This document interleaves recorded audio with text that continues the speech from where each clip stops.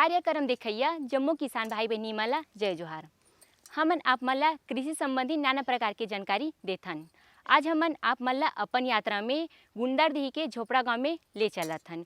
ओ किसान के यहाँ ले चलथन जेनहा ईमानदारी, कड़ी मेहनत, लगन करी से अउ आज वो सफल कृषक बन गए।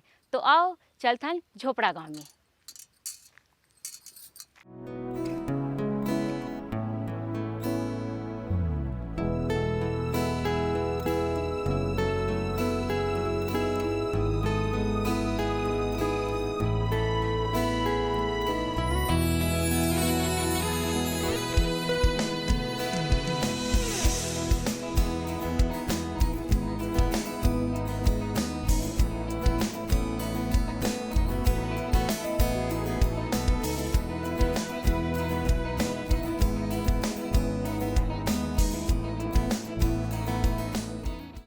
हम जाते रहे गुंडरदेही, लेकिन रास्ता में पड़ गए खारून नदी और खारून नदी किनारा में महादेव के मंदिर। मोर महादेव के मंदिर देखे की इच्छा बहुत हुआ थे, तो आओ दर्शन करथन। शंकर तेरी जटा में जलीधार गंग है, शंकर तेरी जटा में जलीधार गंग है।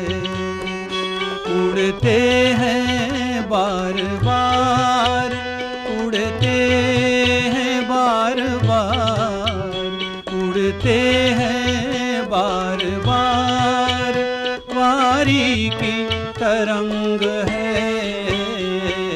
शंकर तेरी जटा में जलीधार गंग है।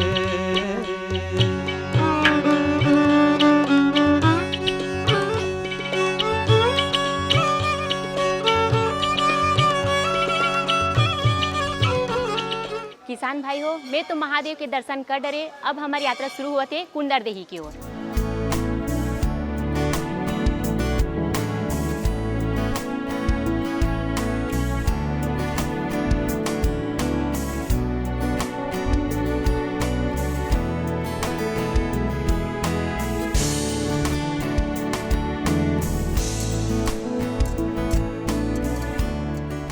अब मैं आगे हाँ झोपड़ा गांव में। यहाँ तो नाना प्रकार के फसल लगे हैं, केला लगे हैं, गोभी लगे हैं, टमाटर लगे हैं, और तो मिर्ची भी लगे हैं। मैं सबला देख के खुश हो गए हाँ। तो आओ देवराज भाई से मिलबो और ओकर बारे में जानकारी लेबो। भारत की कृषि आधारित अर्थव्यवस्था में सब्जी उत्पादन एक अत्यंत महत्वपूर्ण घटक है। भूमि सुधारने, फसल विविधता को बढ़ावा देने, रोजगार के अवसर बढ़ाने तथा देश की जनता को खाद्य एवं पोषण सुरक्षा प्रदान करने में सब्जियों की अपनी अलग उपयोगिता है। कृषकों का जीवन हमेशा ही मेहनत से परिपूर्ण होता है, लेकिन इस मेहनत और लगन भरे कार्य को सही दिशा एवं मार्गदर्शन जब मिलने लगता है तो व्यक्ति सफलता के शिखर को चूमने लगता है। और यही हुआ भाई देवराज निषाद के द्वारा। देवराज निषाद झोपड़ा गांव गुंडरदेही के रहने वाले छत्तीसगढ़ के सफल कृषक हैं, जो कि आज छत्तीसगढ़ के सभी किसान भाइयों के लिए प्रेरणा स्रोत हैं। एवं वे आज एक आत्मनिर्भर किसान तो हैं ही, परंतु वे अपने आसपास के गांव के लोगों को भी आत्मनिर्भरता की राह में आगे बढ़ाने का जिम्मा उठा रहे हैं। मैं अपनी पढ़ाई सालेम इंग्लिश स्कूल से रायपुर से किया हूँ। कॉलेज में साइंस कॉलेज रायपुर से अपना बीएससी का वो किया हूँ। मैं आपको अपने खेती से जुड़ने का एक रोचक किस्सा बताता हूँ।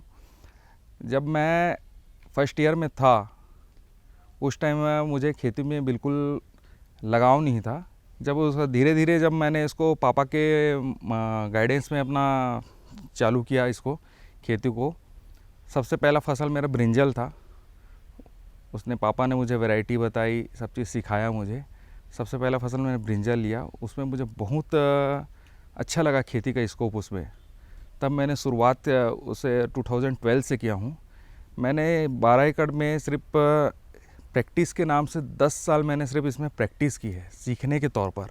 जब मैंने ब्रिंजल की फ़र्स्ट टाइम खेती की तो उस टाइम मेरे को मार्केट रेट 18 से 20 रुपये मिला। उस टाइम से मुझे मतलब खेती के बारे में, खेती करने के उसमें मेरे को रुचि जागी। मेरी पहला स्टेप था मेरा वो। तब मुझे पापा 2-3 फार्म घुमाने ले गए अपने दोस्तों के यहाँ। सबसे फर्स्ट में उन्होंने मुझे खेती का आज सबसे बड़ा टिप्स दिया कि अगर मैं 10-15 हज़ार की नौकरी करूँगा तो मैं घर का बिजली बिल नहीं पटा पाऊँगा। आज की डेट में बिल्कुल सही है ये चीज़, मैं मानता हूँ। अगर मैं नौकरी करता तो वो नहीं था। खेती में बहुत सारे चांसेस है आपको करने का। आज मैं 12 एकड़ से आज की डेट में मैं 40 एकड़ में खेती कर रहा हूँ। 20 एकड़ में मैं सब्जी की खेती कर रहा हूँ और 20 एकड़ में करीब मैं धान की खेती कर रहा हूँ। देवराज निषाद जी यूं ही एक सफल कृषक नहीं है। उन्होंने कृषि के क्षेत्र में कड़ी मेहनत कर एवं घर की परिस्थितियों को मद्देनजर रखते हुए कृषि के क्षेत्र को चुना। देवराज जी के कृषि कार्य को चुनने के पीछे उनकी जिम्मेदारियां थीं। उनके घर में कुछ एकड़ की भूमि में देवराज जी के भाई और पिता कृषि कार्य किया करते थे, जिसमें वे अनेक प्रकार की सब्जियां उत्पादन किया करते थे। सब कुछ ठीक ही चल रहा था, परंतु किसी कारणवश जब वे कक्षा 12वीं में थे तब उनके बड़े भाई की मृत्यु हो गई। बड़े भाई की मृत्यु के पश्चात देवराज जी ने भाई के ही कृषि कार्य को विस्तारित करने का निर्णय लिया। 2012 में हमारे यहाँ भैया एक्सपायर हुए। उस टाइम भैया ही हमारे यहाँ मतलब खेती किसानी संभालते थे। हमारे यहाँ परिवार का एक सदस्य जाने से परिवार के ऊपर बहुत मतलब दिक्कतें चालू हो गई। उस टाइम से पापा बहुत मतलब नर्वस हो गए थे कि अब आगे कौन वो करेगा। उस टाइम तो मैं खैर 11th या 12th में था जब मैं, तब आके मैंने इस चीज़ को टेक ओवर किया है। भैया जो थे हमारे यहाँ बहुत अच्छी पद्धति से, वैज्ञानिक पद्धति से खेती करते थे। उनकी देखी पापा के गाइडेंस में मैंने धीरे धीरे ये सब चीज़ करना चालू किया। भैया जो थे हमारे यहाँ वो ड्रिप वगैरह सब लगा के गए थे, तो उसको आके मेरे ऊपर ड्रिप को सीखना, उसको चलाना चैलेंजेस काम था। प्लस मेरे यहाँ के वर्कर भी जो थे वो मुझे बहुत सपोर्ट किया उस टाइम, जिस टाइम में तो मुझे तो इसके बारे में बिल्कुल नॉलेज नहीं था, पर उन्होंने मुझे बहुत सपोर्ट किया। और धीरे धीरे हमने सब्जी के पापा के गाइडेंस में सब्जी का खेती मैंने चालू किया। अब शुरुआती अवस्था में मैंने तो पहले उस टाइम भाटा और लौकी वगैरह लगाया था। उस टाइम तो मुझे अच्छा रेट मिला। फिर एक स्थिति जस्ट 2 साल बाद एक और ऐसी स्थिति आई जब 2014 में मेरी मम्मी एक्सपायर हो गई। और उस टाइम पापा हमारे यहाँ बहुत टूट से गए थे। और उसी साल जब एक अपना तूफ़ान आया हुदूद, उसी टाइम हमारे फसल में बहुत नुकसान हुआ हम लोगों को। मतलब वो साल हम लोग को वो 2 तरफ से लाचार करके चले गया था बिल्कुल। खेती किसानी हमारी बहुत फसल बर्बाद हो गई थी। फिर से वापस हमने शुरू से उसको स्टार्ट किया। 2015 में हमें फिर मैंने खीरा लगाया, लौकी लगाया, भाटा लगाया। उस साल हमें अच्छा प्रॉफिट हुआ। फिर धीरे धीरे हम बढ़ते गए। प्रारंभ में उनके गांव में ट्यूबवेल नहीं हुआ करता था। कृषि कार्य के लिए ट्यूबवेल की आवश्यकता महसूस होने पर देवराज जी ने ट्यूबवेल के लिए खुदाई का कार्य करवाया। और शायद ईश्वर की भी यही मर्जी थी कि जिस गांव में ट्यूबवेल के लिए खुदाई कराने पर पानी का नामो निशान नहीं था, वहां भगवान के आशीर्वाद से वहां पानी भरपूर आने लगा। और फिर से शुरू हुई अनेकों नेक सब्जी के उत्पादन का सफर। जब तक पानी नहीं तो खेती नहीं, ये हमारे सब्जी में बहुत महत्वपूर्ण वो है। सब्जी की खेती करनी है तो आपको पानी ज़रूरी है। हमने वहाँ 4 से 5 बोर करवाए जो अनसक्सेस रहे। झोपड़ा एक गुंडरदेही के पास का छोटा सा गांव है, करीब 450 की आबादी गांव है, 750 एकड़ उसका रकबा है। ये गांव की एक कहानी बहुत दिलचस्प है। हमने जब रायपुर में देखा कि यहाँ के लोगों 700-800 फीट 900 फीट से पानी निकाल रहे, तो हमने भी वही चीज़ सोचा कि क्यों ना हम भी वहाँ अगर 5 बोर करने की जगह 1 ही बोर कराए हम, अगर वहाँ सक्सेस हो जाता है, पानी निकल जाता है, तो हो सकता है गांव वालों को रोज़गार मिले, गांव में कमाने का साधन मिले, खेती किसानी बढ़ेगी बोल के। हमने सिर्फ एक ही बोर करवाया। उसको हमने कम से सोच के गए थे कि 1000 फीट हम लोग को उसको निकालना है, चाहे पानी निकले चाहे मत निकले। उसके लिए हमने बाहर से मशीन मंगाई थी स्पेशली, जो 1200 से 1500 फीट तक का मतलब खुदाई कर सके। हमने किया, उसमें हमारी किस्मत बोलिए या लगन बोलिए, हमें 700 फीट में बहुत ज़्यादा पानी मिला, बहुत ज़बरदस्त पानी मिला। उस गांव का ये पहला बोर था जिसने झोफरा गांव की कहानी पलट दी। आज की डेट में मैंने खुद उस रात, हम लोग इतनी खुशी में थे कि हमने रातों रात 2 बोर करवा डाले। जितने भी गहराई में जाते गए हम लोग, वहाँ पानी सबको मिला है लगभग। अभी की डेट में उस गांव में 15 बोर है जो सक्सेस हो गए हैं। और आज की डेट में मैं अभी ये 2022 से वहाँ की सब्ज़ी की खेती भी चालू कर दिया हूँ। 20 एकड़ में तो मेरा खुद का है, 15 एकड़ वाले में मैं धान भी लगा रहा हूँ अभी। मतलब वहाँ मेरा 40 एकड़, करीब 40 एकड़ का प्लॉट है जो लगभग डबल फसल बन चुका है। और बाकी अदर किसान हैं जो लगभग आज की डेट में झोफरा गांव में 60 से 70 एकड़ में डबल फसली चालू हो गया है।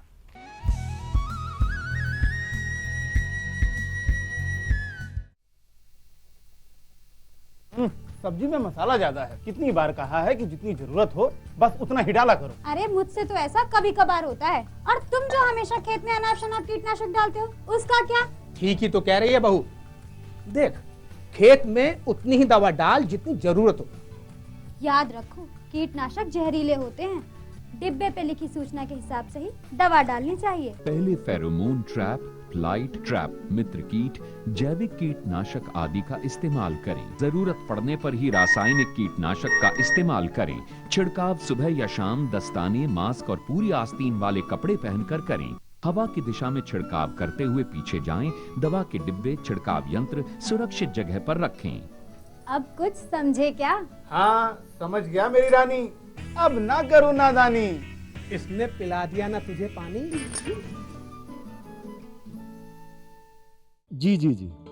किससे बात कर रहे थे इतना हंस हंस कर? किसान कॉल सेंटर में विशेषज्ञ से खेती के बारे में सलाह ले रहा था। सुबह भी रात को भी? किसान कॉल सेंटर सुबह 6 बजे से रात को 10 बजे तक खुलता है। रविवार को भी? साल के 365 दिन खुलता है। पर तुम ये सब क्यों पूछ रही हो? मैं तो कुछ और ही समझी थी। कृषि संबंधी समस्याओं का अपनी भाषा में तुरंत समाधान पाने के लिए पूरे भारत में किसी भी फोन से राष्ट्रीय हेल्पलाइन नंबर 1800-180-1551 पर संपर्क करें।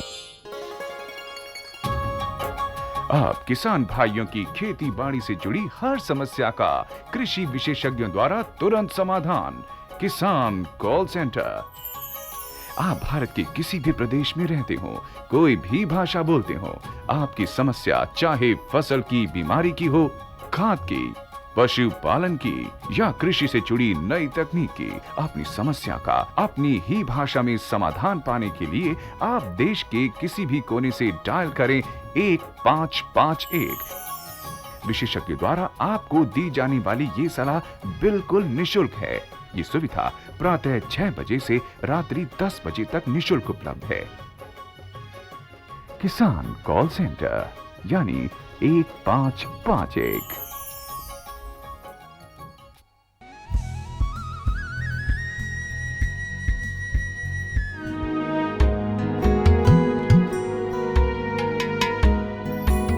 सर्वप्रथम उन्होंने बैंगन की खेती से अपना खेती का कार्य प्रारंभ किया। कड़ी मेहनत और लगन के द्वारा पिता के साथ मिलकर बैंगन की फसल बहुत ही सफलतापूर्वक किया, जिसका परिणाम उन्हें बैंगन की मंडी में बेचकर प्राप्त हुआ। पहले ही बैंगन की बिक्री में उन्होंने 1.5 लाख रुपए प्राप्त किए। उन्हें विश्वास नहीं हो रहा था कि सब्जी की खेती में इतना मुनाफा है। तब देवराज जी ने ठाना कि अब वे सब्जियों की ही खेती कर अपने जीवन में खुशियों के द्वार हमेशा के लिए खोल देंगे।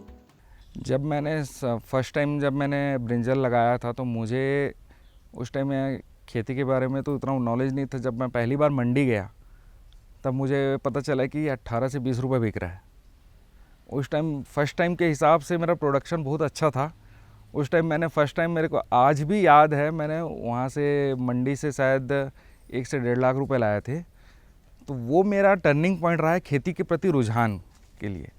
तब मुझे लगा नहीं, वाकई में खेती में है पैसा है बोल के। तो मैंने उस टाइम से बहुत रुझान हुआ। उस टाइम ब्रिंजल था, खीरा लगाया मैंने पहली बार। खीरा में भी मुझे अच्छा देखा कि यहाँ के रायपुर के लोग खीरा भी आजकल खाना चालू कर दिए हैं। धीरे धीरे उन्होंने बैंगन, आलू, मिर्च, गोभी इत्यादि प्रकार की सब्जियों का उत्पादन करने लगे और अपने पूरे परिवार का सहारा बने। आज देवराज निषाद जी एक आत्मनिर्भर किसान हैं और उन्होंने कम उम्र में अपने परिवार का दायित्व संभाला।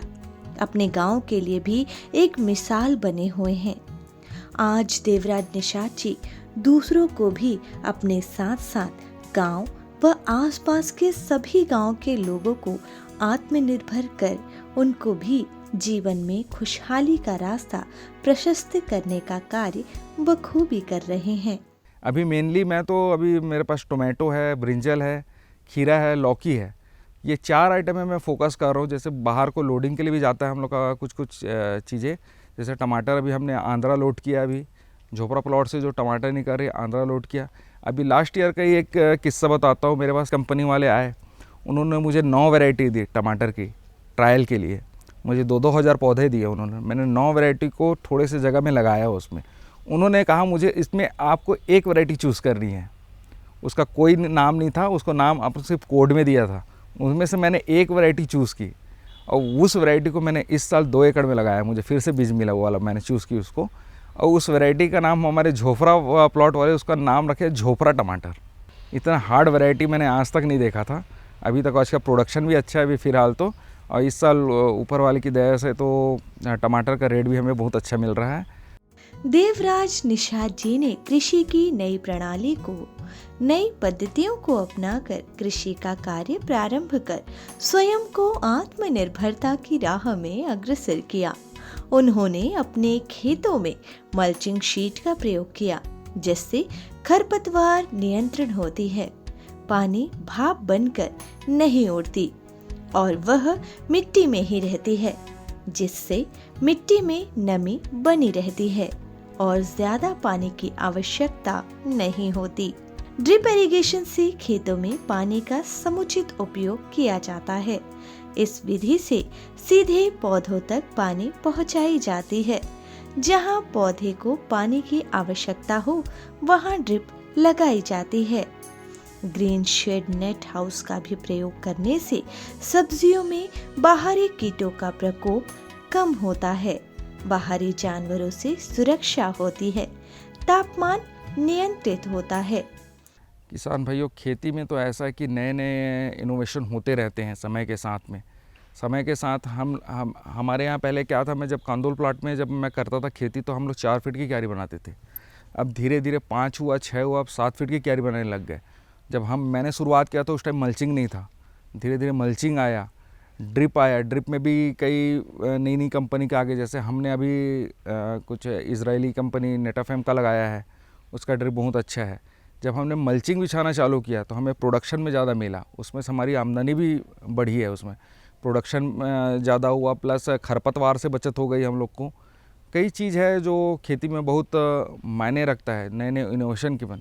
अभी हमने रिसेंटली अभी जब से 7 फीट का क्यारी बनाना चालू किया है, अभी स्प्रे करने के लिए ब्लोअर आ गया है। उससे स्प्रे का हम लोग को लेबर कॉस्ट बच जा रहा है।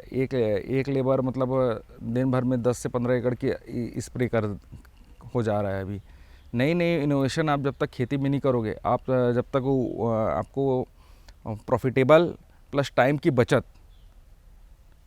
ये होना ज़रूरी है आज की डेट में। देवराज निषाद जी आज लगभग कई एकड़ की भूमि में सब्जियों की खेती कर रहे हैं और इन खेतों में उत्पादित होने वाली साग सब्जियों के विस्तृत विस्तार और लाभ के कारण आज वे नाना प्रकार की सब्जियों के उत्पादन अलग अलग मौसम के आधार पर किया करते हैं, जिससे कि जमीन की उर्वरा शक्ति बनी रहे। किसान भाइयों, अब बारी है गीत और संगीत की, ता अब हम आनंद लेथन।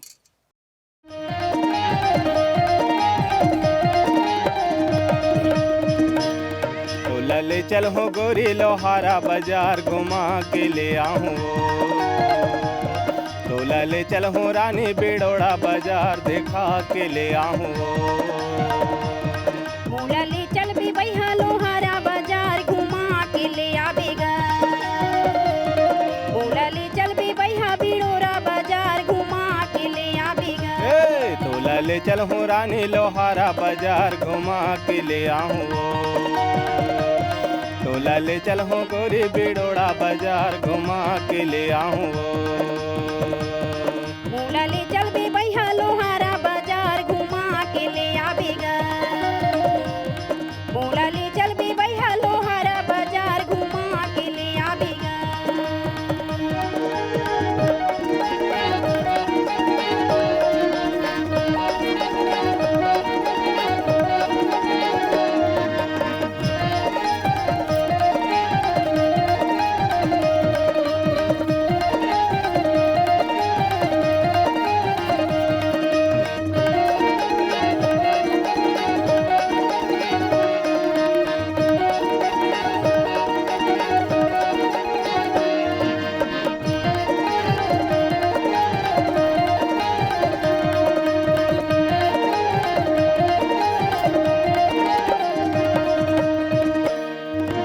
नांगर कस बैला घेराते हवा सो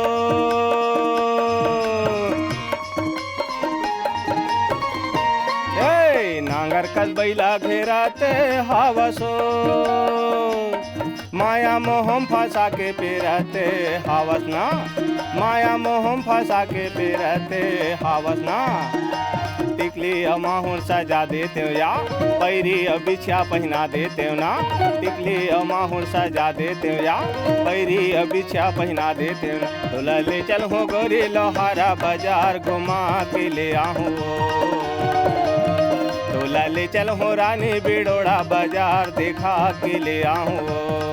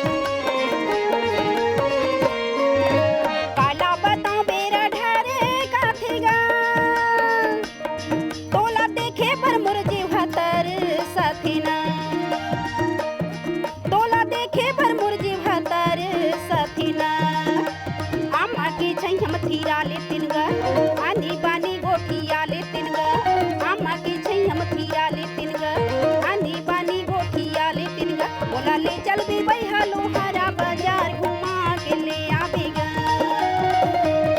बोला ले चल भी भैया लोहारा बाजार घुमा के ले आवेगा।